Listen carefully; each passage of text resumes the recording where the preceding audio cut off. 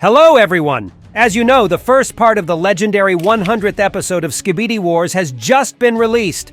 As Verlance promised, the first part came out with a slight delay, but it was damn well worth it. Today we have to figure it all out and take a look at the amazing meetings of old friends and battles that are simply impossible to believe. Well, if you're really ready to see how the toilet necromancer rebelled against the Emperor and find out why Trititan started destroying its alien army, then put all your business aside for the next 10 minutes and trust me.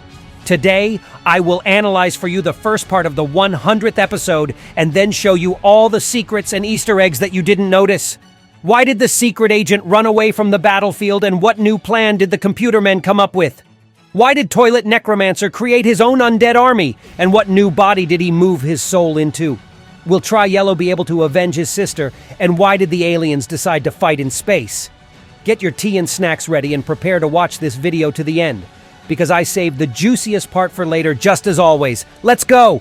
First of all, I want to remind you that the 99th episode was released more than 2 weeks ago, and I understand that for such a long time you could forget some details. So let me refresh your memory and remind you why Trititan flew into a rage and then started a war with his own family first. At the very beginning, the two Titans managed to hypnotize the big boy and begin the process of regaining control over him, and everything went according to plan. But suddenly, the secret agent and his new friend entered the game.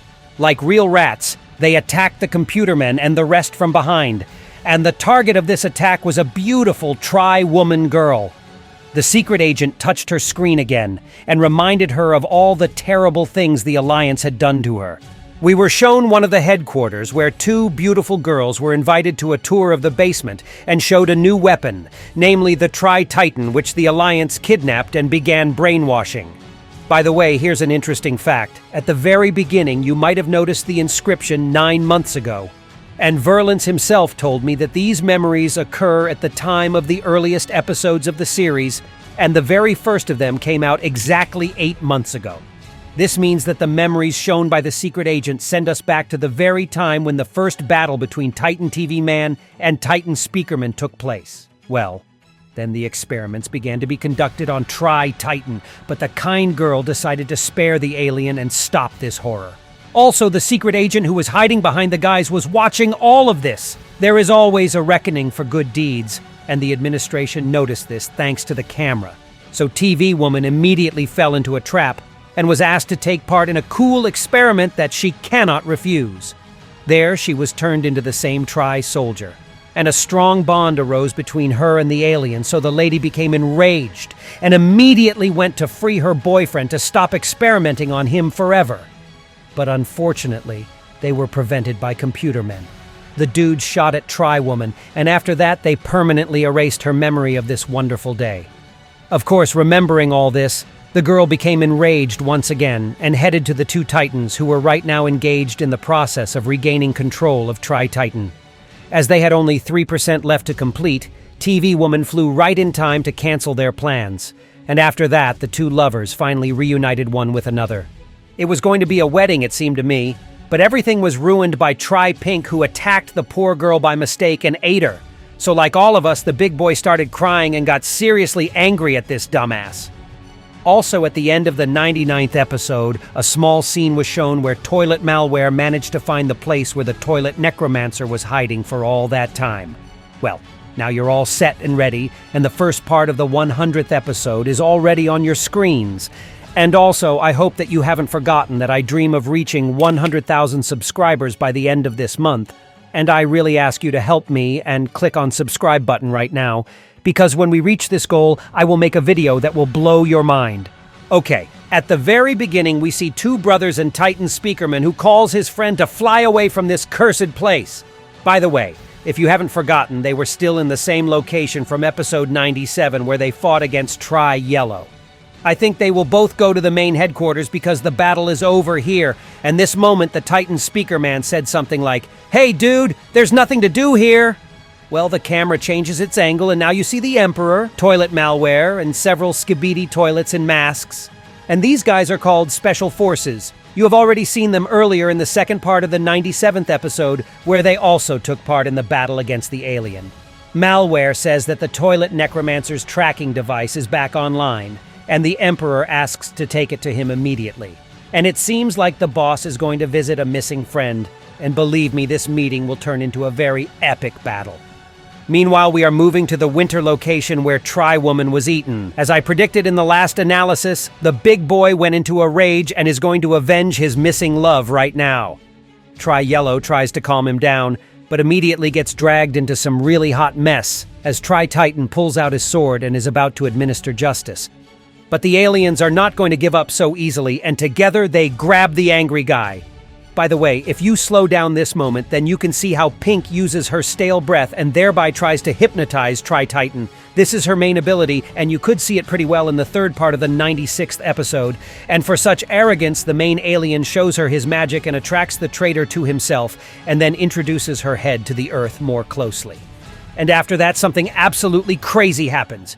Tri-Titan fixes her body in the air and cuts her like a sausage. Damn it! I didn't think it would go that far. I mean, I didn't expect this. I knew that the big boy loved his girlfriend very much, and it was very painful for him to see how she was eaten for lunch. But it seemed to me that he would just straighten Tri-Pink's brains a few times, but would not destroy her. This dude acted like a real hero and sent the offender of his beloved TV woman to a better world forever. Respect, bro. The job is done, but her brother is not very happy about it, who gets into a rage and is going to avenge his sister. Huge lava stones appear from the ground, which the freak grabs in his hands and transforms into two sharp blades. Like a true gentleman, Tri-Titan accepts this duel, and we are waiting for an epic fight between two guys who lost their female friends. Plunger, TVman, and Titan are watching this madness. He orders his younger brother to leave this place, but it seems the little hero does not like this idea, and a funny emoji appears on his screen. I think he wants to say something like, "Hey, you, what is going on in here anyways?" Okay, Plunger still teleports after the Titan, and then we move to the cave where the secret agent and the big cameraman are located. Two cowards also get away, and two computermen are standing in front of them. There is a small conversation between the guys in which they say that the secret agent and Toilet Emperor have amazing similarities. In any case, his actions led to the fact that Tri-Titan started a war against his own friends. To be honest, I didn't quite understand their conversation. The fact is that Agent V's main mission was to bring order to the world and achieve justice. He wanted all those who suffered at the hands of the Alliance to finally rise up against him and get the opportunity to avenge their slavery. But I don't understand at all how the secret agent looks like Toilet Emperor. So, if you have a good theory about it, then be sure to write it in the comments, and I'll pin the most interesting one under this video. Okay, we go back to the two aliens. A fierce battle begins in which it is very difficult to identify the winner. With the help of great speed, Tri-Yellow even manages to set the big boy's brain straight a little bit, and after the attack, sparks can be seen on his head. This angers Tri-Titan even more, and his opponent raises his head up a little, thereby inviting him to continue the battle in space. The challenge is accepted, and like two drunk guys who quarreled in a bar, they decide to go outside. The epic continues, and two aliens start attacking each other. It's hard to say which of them wins, but the last blow is dealt by Tri-Titan, and after that, we are moved to the computerman's conversation. They say that right now the Alliance has a little time while the two aliens are distracted and trying to destroy each other. They are trying to figure out what will happen when one of them wins. But whatever happens, the computermen will have to gather the whole army together in order to be ready for anything. The lady wants to go to the headquarters where all the speakermen and cameramen have most likely returned to already. It seems that this Titan is heading there, and Plunger TV Man and his older brother teleported to the same place. Computerman supports this idea, and they are already met on the ship by Big Laptop Man and another smaller one. So then they all sit inside, and the dude continues to chatter incessantly, saying that the Toilet Emperor will most likely also assemble his entire Skibidi army. So the Alliance will have to be ready for this. Now we come to the most interesting part, my friends. Malware still managed to take his boss to visit the toilet necromancer. And the guys start having a nice conversation, and Malware says that the dude has been hiding for too long. It looks very strange and reminds more of a betrayal of the Emperor. Of course, Necromancer doesn't care about these accusations, and he starts laughing like a real psycho. He turns his head towards his new army of undead, and all their eyes glow bright green, which means that the toilet Necromancer called them from the afterlife, and they obey only him. Also, leaks with this army were shown in the Verlance's Discord server, and one of them has fashionable glasses, armor all over the toilet, and a cannon that is an exact copy of G-Man's weapon. which means that every member of the undead army is very strong, has a powerful arsenal, and is also immortal. All this does not frighten the Emperor much, and he orders the madman to bow down before him, and in return he will spare his life. And in response to this, Necromancer begins to call names and is definitely not going to give up. He shows you one of his tricks and uses telekinesis to lift a scythe into the air and then orders it to attack the Emperor. By the way, you've already seen this ability in episode 86, where this psychopath did the same thing and threw his weapon at Titan Cinema Man.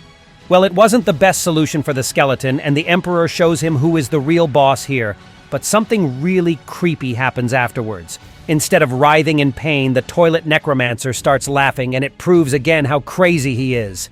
Malware attracts his body closer to the leader of the army, and he permanently deprives the psychopath of the skull. But this was a mistake, because the entire army of the undead begins to smile, and strangely enough, the necromancer himself is still alive.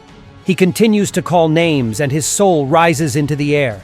He begins to make a piercing speech and accuse the Emperor of being a fake leader, after which the soul flies into the distance, and G-Man appears from around the corner. Oh my god, this dude looks amazing! He has a familiar mask on his face, but now he has 2 additional guns on the sides, 6 more all over the toilet, and 2 small ones next to his head. He also has several skulls exactly the same as Sonar Titan at the end of episode 97. I do not know what they are for, but I am sure Verlance will tell us about them very soon. I also managed to find something strange. At first it might seem that the necromancer's soul has now moved into Jimmy's body, but this is not the case. At this moment, just for a second, a green silhouette appears in the distance where the soul flew away, and it is very difficult to see it, but it has 2 eyes and sharp teeth. This face does not look like any character from the Skibidi Wars series, which means that very soon Necromancer will return in the body of a new monster, and together with G-Man, they will try to destroy the Emperor forever. I do not know who it is and what he is capable of, but most likely in the second part of the 100th episode, we will see the psychopath in the new body of this huge monster. Write in the comments your own theories about who this mysterious big guy is and where we could have seen him before. And that was me, ISO Toilet. See ya.